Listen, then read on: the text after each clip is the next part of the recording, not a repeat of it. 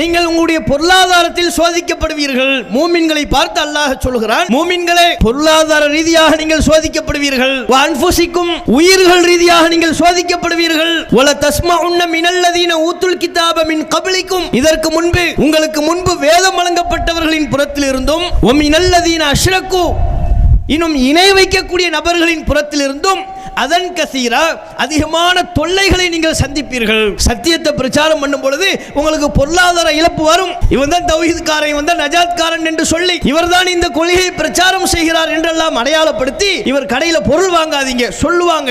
உங்களையே தாக்க முற்படுவார்கள். பொருளாதாரத்தில் உங்களுக்கு இழப்பு ஏற்படும். உங்களுக்கு கூட பல்வேறு அச்சுறுத்தல்கள் வரும். வேதம் வழங்கப்பட்டோர் உங்களை திட்டுவார்கள். அல்லாஹ்வுக்கு இணை கற்பிக்கக்கூடியவர்கள் ஏராளமான தொல்லைகளை உங்களுக்கு தருவார்கள். இதெல்லாம் அல்லாஹ் பட்டியல் போட்டுவிட்டு சொல்கிறான், நீங்கள் களத்தில் உறுதியாக நின்றால்